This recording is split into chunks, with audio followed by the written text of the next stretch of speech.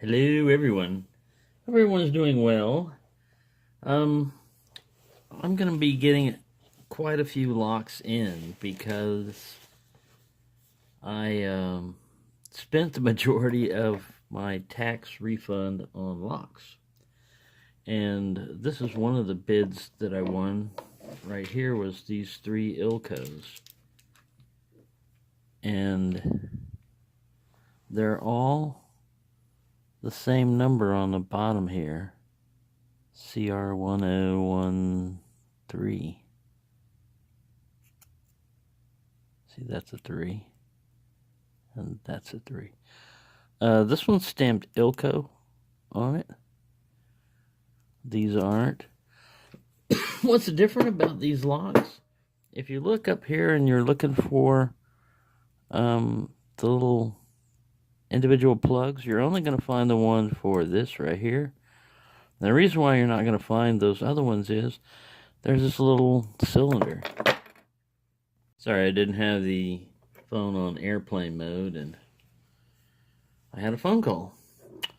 But what I was trying to say about these Ilcos, they're pretty cool. But the brass, they're listed as brass padlocks. It almost felt like, with the weight of it and the way the stuff felt in my hand, it almost felt like it was steel that was painted brass.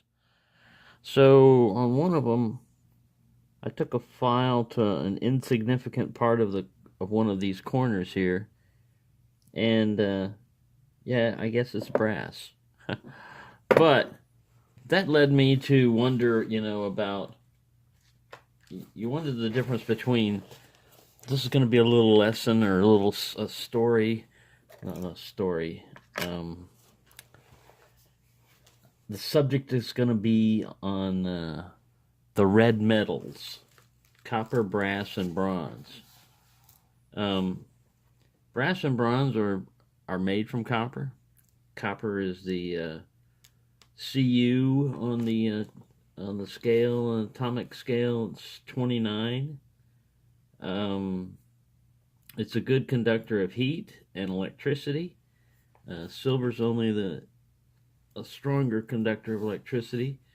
It's corrosion resistant. It'll kill 99.9% of all bacteria within 2 hours of contact. It's kind of a soft metal compared to brass, which looks more like gold. It's kind of a muted yellow. It's a copper alloy, usually between copper and zinc. It's usually mixed with copper and zinc. They'll put other minerals and metals and stuff like that in there with it sometimes. It has a melting point of 900 degrees centigrade. If you add 32 to 39% of zinc into the alloy, you'll get increased hot work ability. And if you go over to 39%, you'll get higher strength. If you go over to 39% zinc on that. Bronze, which was discovered around 3,500 BC. Brass was discovered around 500 BC, so brass is a little bit newer. But bronze is a copper alloy between copper and tin, mostly copper and tin, but there are other metals used in there like phosphorus, manganese, aluminum, and silicon. Let's see, it has a low metal-to-metal friction. That's why it's used in bearings and stuff like that. It has a dull gold kind of color. It's usually cast. It melts at 950 degrees centigrade. So bronze is a little bit harder, brass is medium, and copper is soft. And tell them apart when it's hard to tell, because a lot of the older Yale locks, the bodies are, according to their catalog, bronze, not brass. But you look at it, and you'll think that they're brass. I don't know if I don't know if this one's brass or not. I think this is brass. But bronze will have brass will also develop a patina or a brownish color over time, which kind of looks like bronze. But anyways, it doesn't matter. I guess it doesn't matter. What I wanted to say about this one right here is it's the one that has the Ilco stamp on it and everything. It also is the one that has a problem. That shackle is frozen. It won't go up and down. These will. I picked these open fairly easily.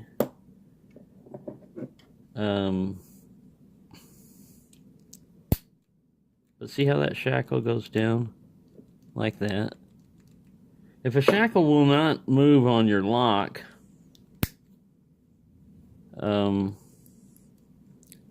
then even if you pick it open, you're not going to get the shackle open. You're not going to get the lock open. So this guy right here is going to have a vinegar bath. Unfortunately, I'm going to soak him.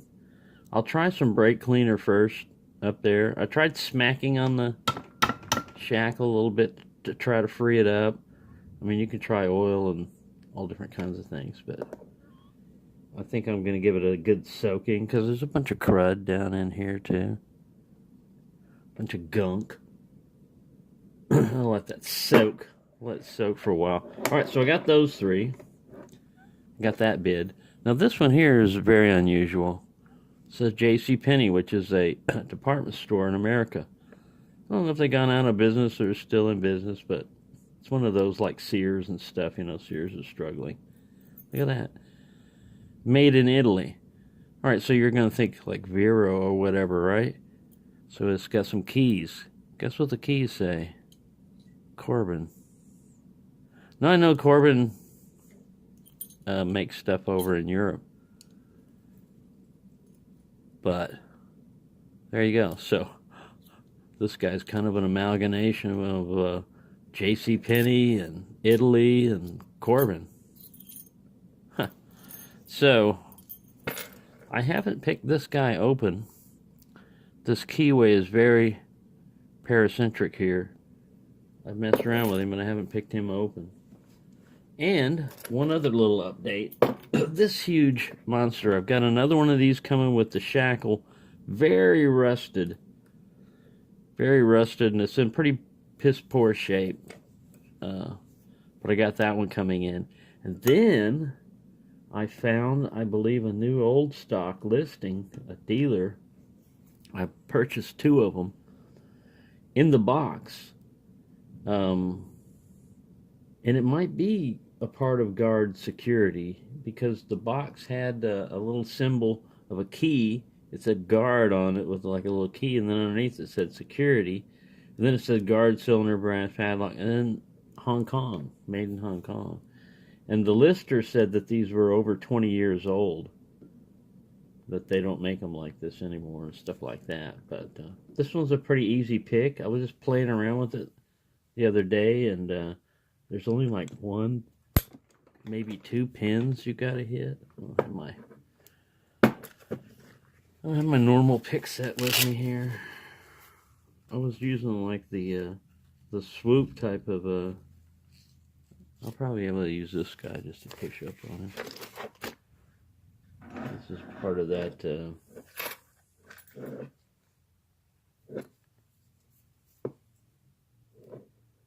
dark shift. What's that? What the hell do they call it? Scarab. That's thunder in the background. Yeah, there's like towards the back. There's like one or 2 pins that you got to push up on, and the thing just opens up. Maybe the swoop was hitting the pins just right in the front and setting them, but there, it's pretty quick. So it's such a big padlock, you know. But anyways, it's cool for the novelty factor and everything, I guess. And you know, if I find one and there's not very many of them, I find another one, I gotta have it and stuff like that. So I've got a new old stock one of these coming in, plus one that's in pretty bad condition. Let's see what he turns out like after a vinegar bath. See, now vinegar is a mild acid, so when you put brass in there, it's going to eat away some of that zinc and tin and part of the makes the alloy of brass. It's going to try to, it won't get it. It won't be successful in returning it to copper. It's not that strong of an acid, and it's not going to be in there that long. But it will probably change the color, and I don't mind. I'm not going to do it to this one, but I don't mind. Also, with the older one, the thing I was thinking about, this one does have those end caps and everything. So that crappy one, the new old stock one, will come with 2 keys. So I think 2 or 3. So one of them should fit that other one, and I can restore it completely, like get the shackle to return. I'm going to try to do that anyway with it. I'm going to try to get the shackle to return. Then I'm going to try to pull out the little caps. I've ordered some 3mm. I might need larger than that for this. I'll have to measure them. They look like pretty good sized plugs. I'll probably need 4mm or more. But I'll take some brass rod and just cut them real short, make my own little end caps for them.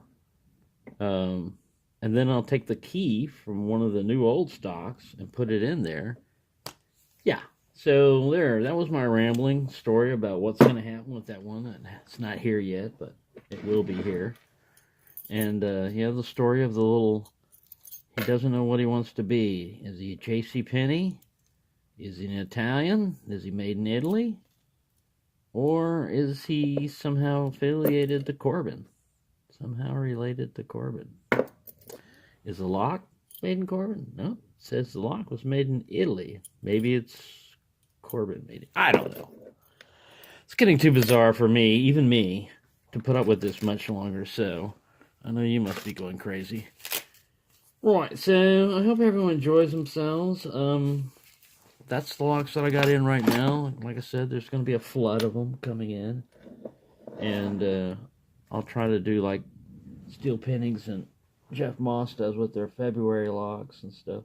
Maybe just put them all at once.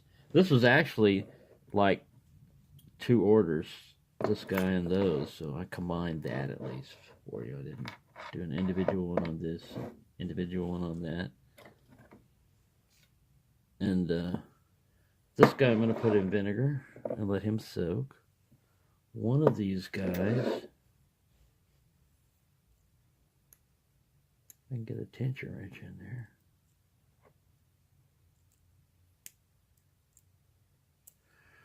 I wanted to do a pick for you if I could. One of these Ilcos. Because it only has one locking pawl on the... I don't know if this is the right pick for this.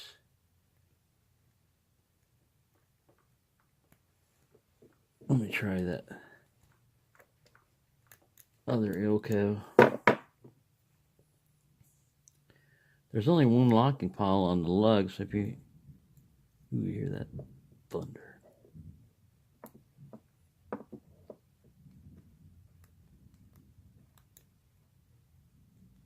You could shim it if you... Just like if I want to get that shackle released on that one, all I really got to do is get one side of it free. Thunder! I think they're all standard pins in here. Earlier I raked one of them. I wormed him open. I'd already picked him, I closed him, and I wormed him. This guy's not cooperating. I'm binding the core on him. Try to make this as quick as possible because it's already spent a long time babbling about stuff. There we go. That's about how fast I got the other ones open. Pretty quick. I don't know why this one doesn't want to do it, but... And this one I know is not going to do it. I've already tried. I was like, he was one of the first ones I messed with. I went, huh. But of course, the first thing I did was push on the shackle. And I went, And then I went to try to pick it, and I got nowhere, and I was like, man, there's got to be a problem with this lock. Like with that Yale that I had, if when I picked it, I thought I was in a deep fall set. I had actually Ooh, there's another good lightning strike. Thunder. I had actually opened it, but the lock would not free up. See, like this one, that's open. Ooh, I got him. I don't know why. I didn't think I was going to get him. I thought I was going to have to take a vinegar bath, so now he doesn't need one. Just got to work on this guy. I don't know if I can get all three one setting, but we'll give him a try. But they're cool little locks, man. I love the shape of them. And that's what I mean about antique locks, you know. An American lock, a modern lock is going to be kind of like, more like that J.C. Penney type of thing, made in Italy, you know. No consideration to aesthetics or anything, you know, really just like a blob of metal. No artwork. There we go. Got him open. But no artwork, you know, like this right here. And even the name, you know, is cool. Now, the genuine pin tumbler and everything, that's just kind of like the normal font and everything. But still, these are just very cool looking locks. And a lot of fun to play with. But see what I mean by like with one locking pawl? So I don't know if it's shielded. Let's just check this right now, right quick. If I can find, I don't have my, or do I? Yes, I do. I don't have my knife tool, but I do have my knife tool. So let's see if this guy's shielded or not.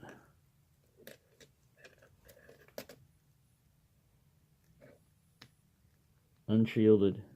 It looks like it's unshielded. I'm moving the locking pawl. Close this guy up. I think it's unshielded. Maybe not. I was moving it, but you can't move it far enough. Can't move it far enough to knife attack it, so pretty cool little lock. Sorry for wasting a lot of your time. Oh, thunder out here in the back. Ooh, there was lightning. Now you're gonna hit this 1001. Ooh. See, that was worth it. That was a great ending right there. It ends with thunder.